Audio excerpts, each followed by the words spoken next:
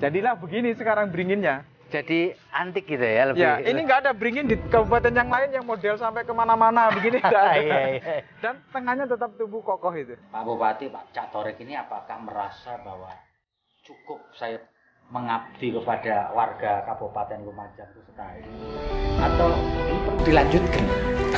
Ini pertanyaan Iya kan? Kalau sudah Ini baik pertanyaan. lanjutkan kan? Atau, Iya. atau bagaimana nih? Ya, saya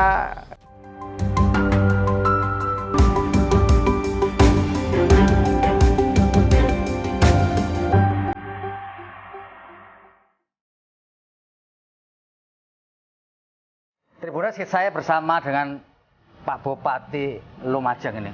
Terkenal ini. Di YouTube terkenal. Cak Torik namanya. Kita jalan ke alun-alun.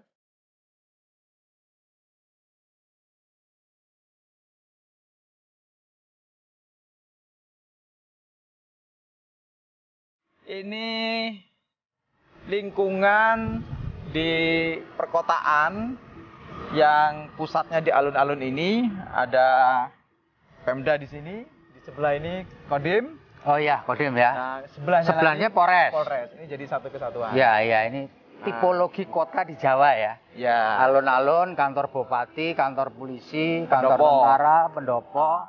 Lalu biasanya ada penjara, di situ, ya di situ penjara. Betul. Ini Masjid Agung. Nah, Masjid Ah, Agung. Itu tipologi itu. khas Iya, gaya tipologi kota khas di Pulau Jawa. Jawa. Ya. Jawa, betul. Dan di alun-alun biasanya memang ada pohon beringin, Bu tadi ya. Nah, iya nanti saya ceritakan pohon beringinnya. Iya. Kita sekarang sedang jalan menuju pohon beringin ya.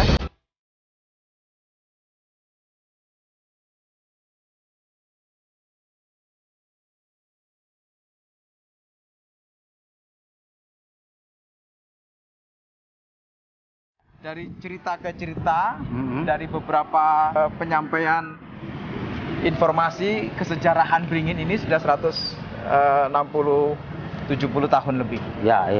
Dan tahun lalu Ah, beringin ini roboh karena angin.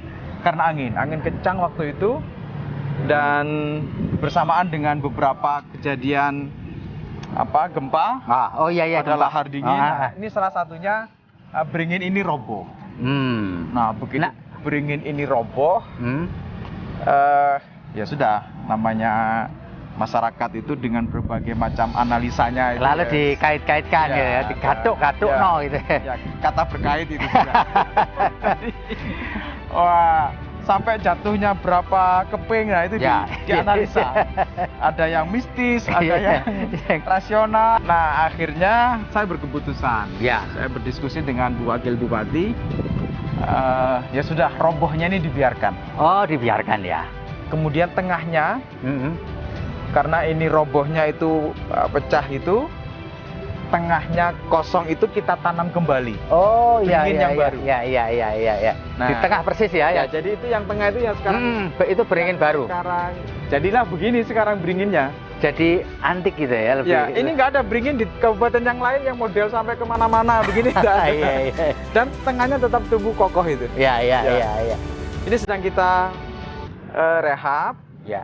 Karena begini, kenapa kemarin roboh? Salah satunya ini dulu dicor. Ya. Dicor sampai sana dicor, sehingga tidak ada resapan air yang ke bawah. Ya. Nah, atas evaluasi itulah kemudian ini kita bongkar cornya. Dan jadi air kita bisa meresap tanami ya. rumput, dan kalau ada hujan atau kalau mau nyiram, air bisa meresap ke bawah. Ya, harapannya beringinnya bisa tetap. Ya.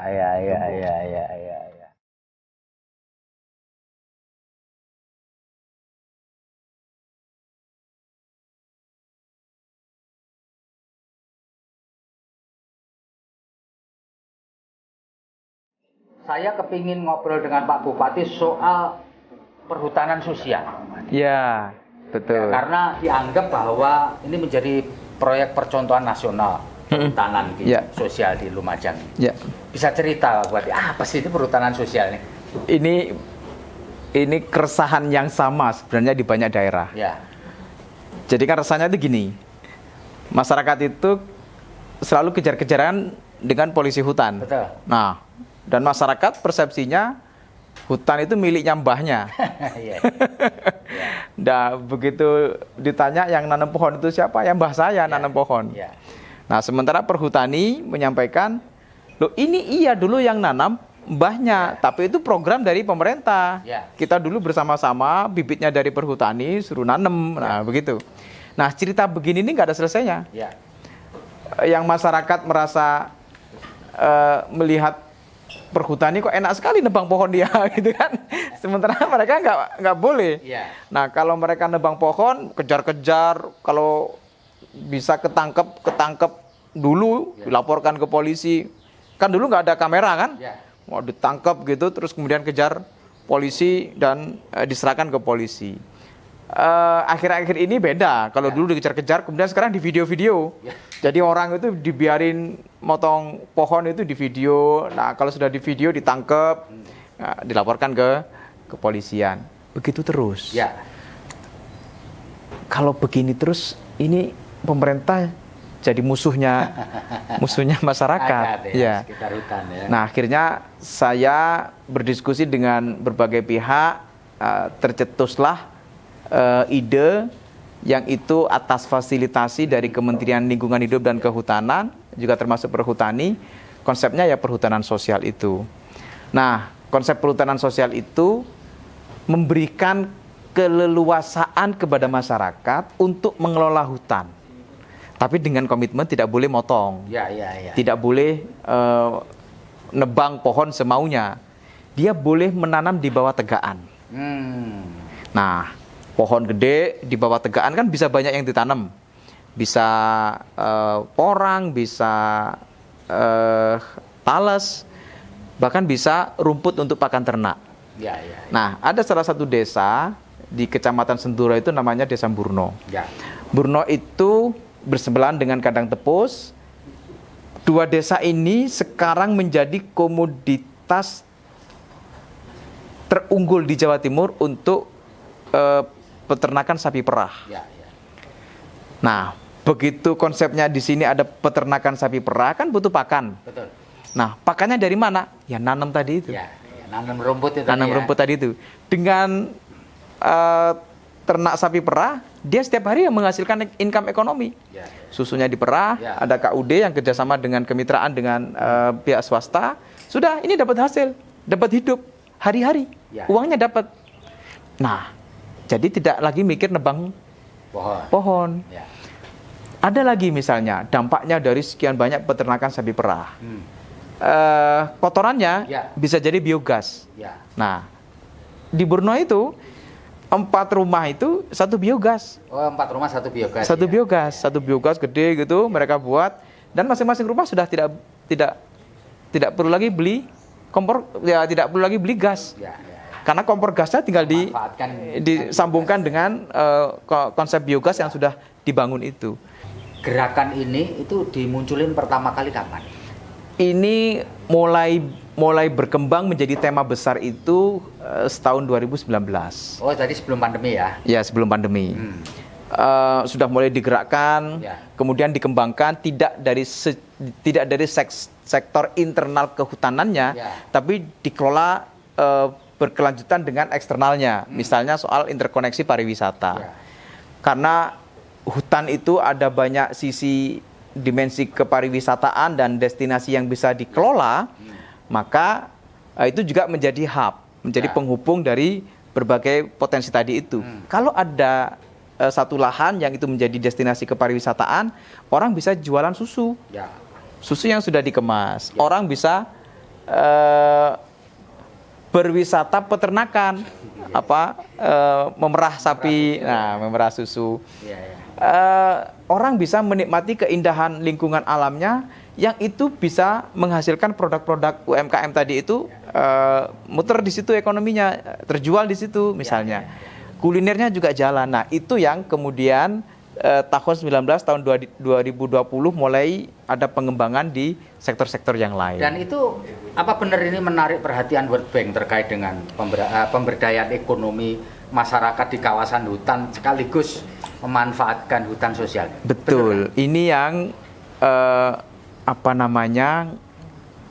konsep yang menyatukan solusi atas persoalan yang ada. Ada banyak masyarakat yang di tepian hutan itu identiknya selalu miskin. Nah, selalu kurang mendapatkan akses ekonomi. Hari ini kita sebagai pemerintah itu kan menyelesaikan problem yang sekiranya begitu kita satu sentuh saja itu persoalan bisa diselesaikan, banyak dampaknya. World Bank itu punya cara pandang yang mungkin tidak apple to apple dengan negara lain, tapi bahwa ini menjadi daya tarik baru tentang konsep ekonomi yang real nyata ada di masyarakat. Jadi kemarin dialog saya begini dengan World Bank itu,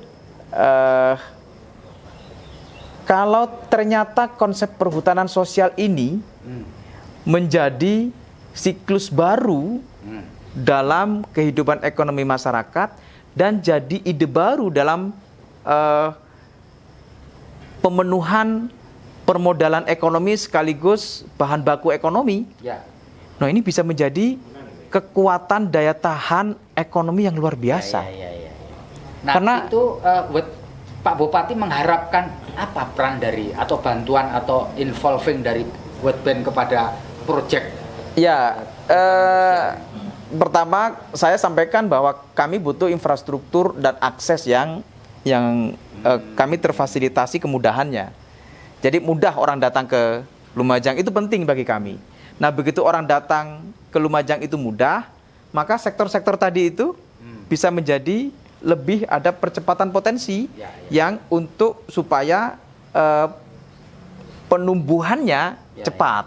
Jadi bantuan diperlukan akses untuk orang mudah datang ke Lumajang ya. Orang mudah datang ke Lumajang. Dan harapan saya sampaikan, saya benar butuh dunia investasi, dunia usaha, tapi saya berkeinginan untuk dunia investasi, dunia usaha yang nanti yang hadir di Kabupaten Lumajang itu ada keberpihakan melibatkan masyarakat yang juga tetap tumbuh ekonominya. Ada sebuah upaya pasti ada hambatan. Betul nggak? Nggak mungkin mulus lah. Apa yang hambatan awal-awal ketika proyek ini? Apa hambatan paling krusial? Begitu mulai tumbuh 2019, kita 2020 sudah mulai merencanakan beberapa tahapan, COVID lah. Mengoptimalkan di sisi orang datang tidak mungkin. Ekonomi itu salah satu teorinya orang kumpul. Tidak ada kumpul waktu itu. Kemudian begitu nggak ada kumpul, daya beli turun. Nah, begitu daya beli turun, ya sudah. Sambil bertahan saja waktu itu. Dan bersyukurnya di sisi selain soal aspek kepariwisataan tadi, ada daya tahan yang kuat, yang itu menjadi nilai positif dari perhutanan sosial. Susu itu nggak turun loh konsumsinya. Oh, tetap ya? Waktu itu. Ada atau tidak ada pandemi, ya. Dan ini yang perlu saya sampaikan secara faktual ya. Begitu orang punya mungkin 2-3 ekor sapi, 4 ekor sapi. Begitu dia perputaran ekonomi 4 ekor sapi ini tumbuh, pasti perbankan akan memberikan kemudahan untuk mendapatkan permodalan baru. Dia bisa nambah bibit sapi yang lain. Nah, begitu akumulasi perputaran ekonominya semakin besar, hasil semakin besar. Dan itu tadi disebutkan krusial poinnya adalah pandemi. Lalu dia mulai rebound lagi itu kapan? Sebenarnya 2021 sudah. 2021. Ya, di akhir itu ya. Di akhir itu sudah mulai rebound. Kemarin yang tutup di beberapa akses kepariwisataan sudah mulai tumbuh, sudah mulai buka. Nah, kena problem lagi, PMK, penyakit mulut dan kuku. Nah, itu banyak sapi yang waktu itu meninggal. Nah, itu yang bagi masyarakat di sekitar program perhutanan sosial itu lebih terdampak PMK berbanding COVID. Karena langsung ya. Langsung mati. Penghidupannya mati lah. Iya, mati. Itu nggak bisa diperah. Susunya nggak bisa diperah. Nah, makan terbatas karena dikasih makan juga mulutnya Nah, sekarang berair. PMK itu mulai Sekarang sudah kapan? sekarang sudah mulai banyak sembuh. Ah. Sekarang sudah proses vaksin. Jadi dari sisi kondisi saat ini mulai ada pengembalian komoditas sebagaimana waktu normal dari sisi antara masyarakat yang ada di sekitar hutan, yang beternak itu, maupun yang dari sisi sektor pertanian yang lain yang ada di sekitar kawasan hutan. Nah, sekarang habis PMK lalu tiba-tiba ada krisis karena perang Ukraina Rusia. BBM naik semua lah. Gitu ya. Dari 7.000 jadi 10.000. Ya. Ngena nggak sama teman-teman yang ada? Kalau yang di perhutanan sosial sih tidak ya. Tidak ya, karena kehidupan yang sudah terbangun itu antara income dengan operasional keseharian hidupnya itu masih pada posisi dia tidak terganggu.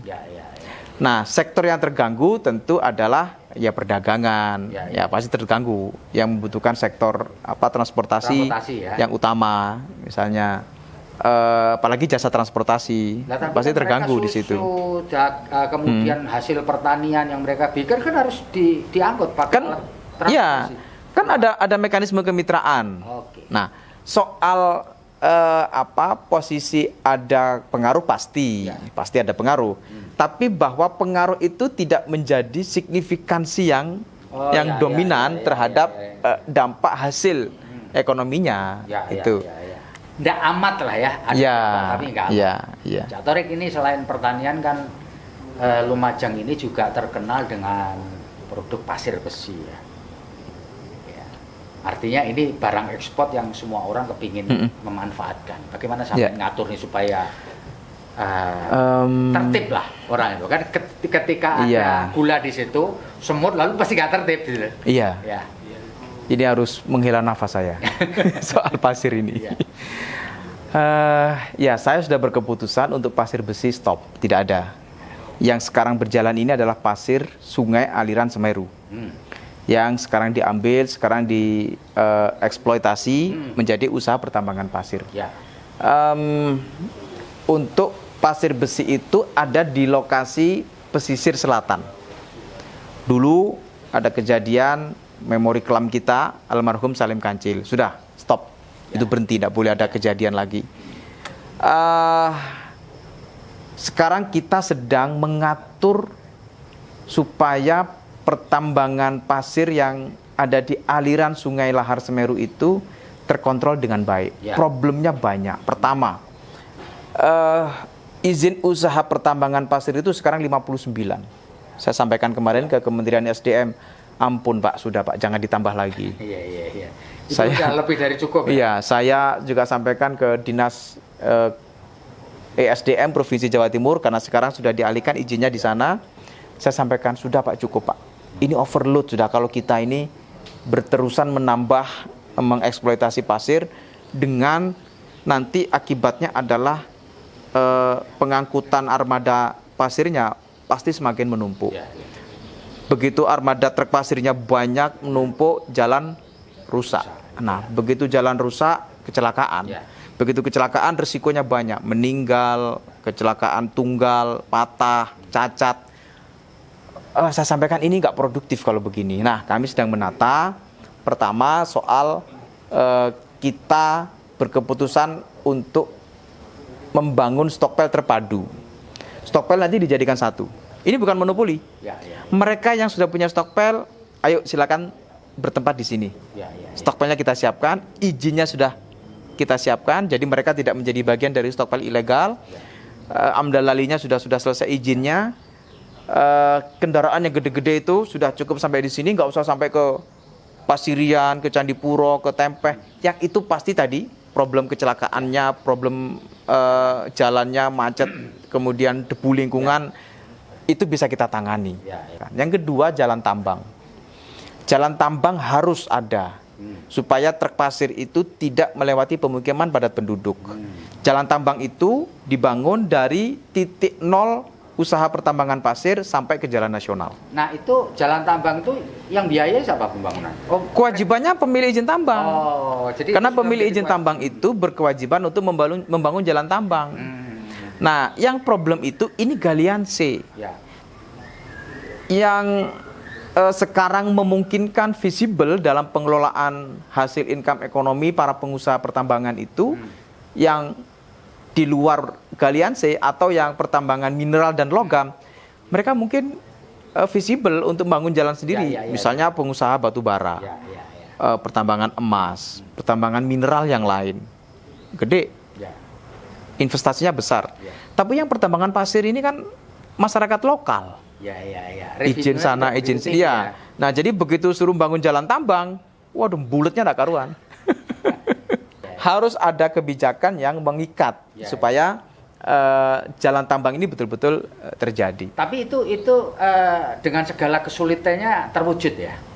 Iya, kalau tanya kesulitannya ya banyak. Iya.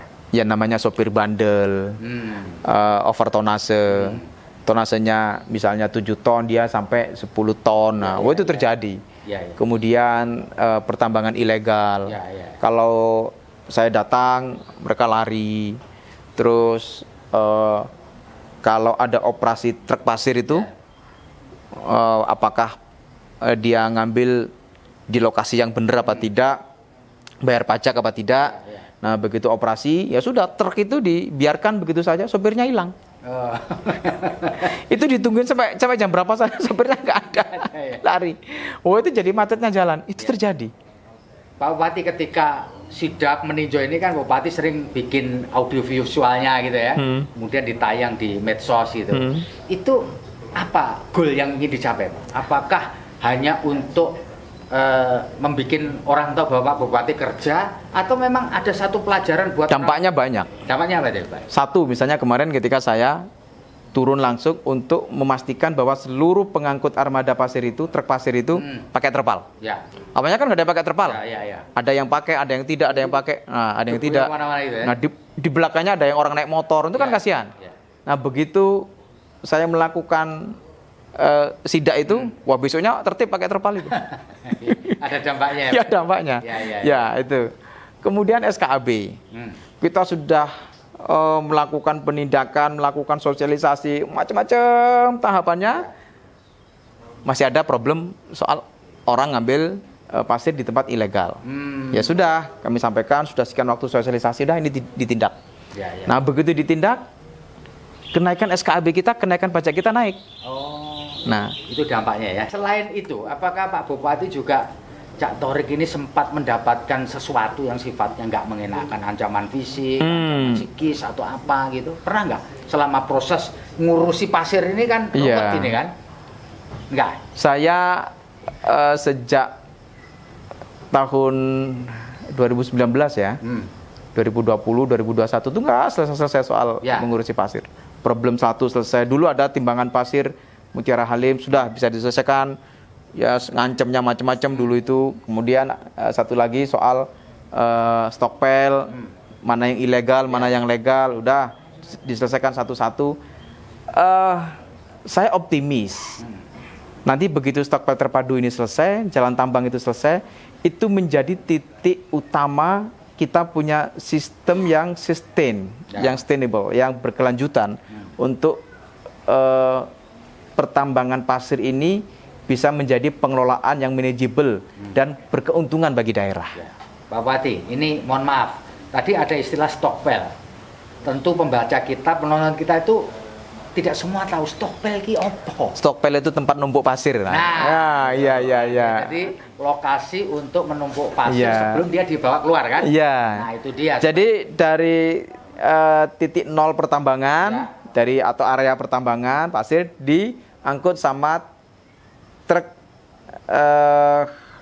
dump truck lah ya, yang truk kecil ya. Nah, truk kecil ini ngangkut ke stockpile. Karena truk yang gede-gede itu tidak mungkin langsung ke lokasi pertambangan. Oke, di stockpile ini ditumpuk lah. Nah, tempat penumpukan pasir itu nanti hingga kering, hingga malam. Kalau malam itu nanti tronton yang gede-gede itu baru datang. Nah, diangkut, truk yang gede-gede itu baru ke Surabaya, ke tempat yang lain. Nah, ke tujuan di mana orang butuh pasir Lumajang. Pak Bupati, apakah pajak retribusi atau apapun lah yang diambil dari usaha pasir itu memberi pengaruh kepada performan dari pendapatan pemerintah di Kabupaten Lumajang? Sangat. Sangat ya. Jadi tahun ini saja, sebelum ada stockpile, itu kita mendapatkan pajak pasir itu 400 juta per bulan. 400 juta per bulan dari pajak ya? Dari pajak pasir. Nah, setelah ada stockpile? Kemarin bulan September, saya cek langsung, begitu sudah ada stockpile itu, 2,1 miliar per bulan. Jadi meningkatnya berlipat-lipat. Berlipat-lipat. 5 kali. Nah, pertanyaannya bocornya kemarin-kemarin itu kemana saja? Ya. Gimana itu, Pak? Bisa diceritakan, Pak? Ya tadi dari itu. 400 kok 2,1. Stockpile kan di mana-mana. Stockpile di mana-mana, nggak terkontrol. Oh, jadi pengawasannya susah. Ya, jadi orang ngambil pasir di area pertambangan itu ada pajaknya atau tidak, nggak ada pajaknya, dibeli aja sama stockpile. Oke. Nah, sementara kita nggak ada kontrol. Ya. Ini pasir dari mana, siapa yang ngambil pasirnya. Nah, sekarang kita atur. Ya. Nah, supaya apa? Pertama, kalau pajak pasir ini bisa optimal, nah kita bisa membangun banyak hal. Ya, betul. Jalan yang belum terbangun, yang rusak bisa kita perbaiki, bisa kita bangun. Begitulah. Ya, itu ini Pak Bupati, Pak Cak Torik ini apakah merasa bahwa cukup saya mengabdi kepada warga Kabupaten Lumajang itu sekali, atau ini perlu dilanjutkan? Ini pertanyaan ini. Iya kan? Kalau sudah ini baik ya lanjutkan kan? Atau bagaimana nih? Ya, saya ini memang basically-nya itu dulu ketika mahasiswa aktivis lah ya di kegiatan keorganisasian kemahasiswaan. Nah, itu ketika mahasiswa. Dulu kita ini mengkritisi pemerintah. Pemerintah itu harus gini, harus gitu, harus begitu, harus demokratis, harus terbuka, harus transparan. Nah, begitulah kira-kira. Nah, karena basic itu maka kemudian saya giroh pribadi saya itu sense-nya memang politik. Nah, kemudian saya masuk partai, menjadi anggota DPRD Provinsi Jawa Timur. Begitu menjadi anggota DPRD Provinsi Jawa Timur, ya sudah masuk dalam lingkaran politik sebagai kader partai, masuk di bagian dari pengambil kebijakan politik. Nah, tugasnya DPR itu kan ya protes. Tugasnya DPR itu ya ngomong. 3 fungsi tadi itu, budgeting, pengawasan, legislasi itu ya salah satunya. Pokoknya kalau ada hal yang harus dikritisi, harus diomongi, harus dibenahi, harus diberikan pertimbangan ini itu ya ngomong lah kira-kira begitu. Nah, kemudian karena sudah masuk di lingkaran sebagai kader partai, lingkaran politik, begitu ada salah satu alternatif dalam dunia politik itu sebagai bagian dari pengambil kebijakan di eksekutif, maka saya waktu itu didorong untuk ikut dalam kontestasi pilkada sebagai bagian dari keberlanjutan politik tadi itu. Oke, ikutlah proses pilkada. Alhamdulillah terpilih, masyarakat percaya terhadap apa yang saya sampaikan ketika kampanye, visinya, kemudian janjilah kira-kira kepada masyarakat. Oke, berjalannya waktu, saya sampaikan di banyak tempat, dari sekian program yang sudah kami haturkan, kami sampaikan kepada masyarakat, ya ini menjadi evaluasi masyarakat. Nanti ada pilkada lagi, saya sebagai entitas politik, ya tentu dampak dari program itu masyarakat akan menilai. Kalau saya sekiranya menjadi bagian dari keberlanjutan program ini, ya saya harus mengamini dari harapan masyarakat itu. Saya nanti berakhir di September 2023. Ada jeda waktu setahun karena pilkadanya nanti 2024. Betul. Nah, orang sering bertanya, kenapa kok memilih jadi bupati? Selalu jawabannya adalah karena dengan menjadi bupati banyak dampak yang dirasakan langsung manfaatnya oleh masyarakat dengan kebijakan yang diambil. Nah, sudah itu jawaban umumnya. Tapi kan tidak sekedar begitu. sekarang ini kompetisi. Ya. Kompetisi daerah mana yang punya percepatan kemajuan. Ya. Dan kita bisa melihat ada banyak daerah yang cepat maju kok. Ya. Ada banyak daerah yang punya inovasi banyak yang itu bisa mensejahterakan masyarakat dengan waktu yang cepat. Nah, sekarang bukan lagi pertanyaan berkebijakan manfaat, tapi bagaimana kebijakan itu berdampak yang lebih kepada masyarakat. Ya. Karena itu dengan berbagai program dan anggaran yang kita ini kabupaten kelas menengah lah, kira-kira Lumajang itu, saya bersyukur bisa membuat program semua orang yang meninggal bisa kita beri santunan 1 juta. Kita beri program melahirkan gratis, walaupun itu melahirkan dengan operasi atau sesar. Kita bisa memberikan seragam gratis, kita bisa memberi subsidi SPP kepada masyarakat yang sekolah, anak-anak yang sekolah. So, jadi nanti ini perlu diteruskan atau Cak Thorik masih nunggu perintah dari partai ini? Ya, saya ini kader partai, tapi saya punya ruang politik yang harus saya sampaikan tegas. Ya, saya ingin tetap mengabdi kepada masyarakat Lumajang. Itu kan jelas, berarti Cak Thorik siap untuk melanjutkan apa yang sudah dilakukan di periode pertama. Pertanyaan terakhir, Cak Thorik. Ya. Gini, seringkali kepala daerah itu gagal di dalam melaksanakan programnya karena nggak akur sama parlemen. DPRD. Di banyak kota kan, di banyak tempat ya begitu ya. Anggarannya nggak jalan, pokoknya eker-ekeran terus. Nah, Cak Thorik kebetulan kan pernah jadi legislator. Tapi saya tanya, bagaimana hubungan untuk membina hubungan yang tidak kolutif loh ya, dengan parlemen setempat. Dalam hal ini adalah DPRD Lumajang. Betul nggak kira-kira? Iya, karena saya dulu DPR ya. Jadi bisa paham apa maunya. Itu. Dan kemudian meramu dalam konsepsi yang tidak kolutif tadi itu. Misalnya begini, DPR itu harus punya fakta keberpihakan yang nyata kepada masyarakat. Nah, karena butuh fakta keberpihakan yang nyata kepada masyarakat itu, kan butuh intervensi program. Betul.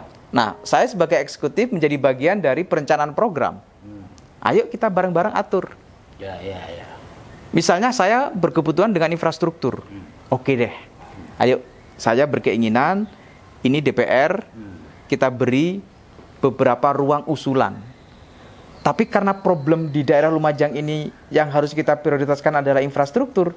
Nah, usulannya harus infrastruktur. Oh, dana aspirasinya harus infrastruktur. Terkorelasi. Ya, infrastruktur. Nah, begitu. Kan Bapak juga butuh suara. Ya, betul dong. Nah, cari jalan yang rusak.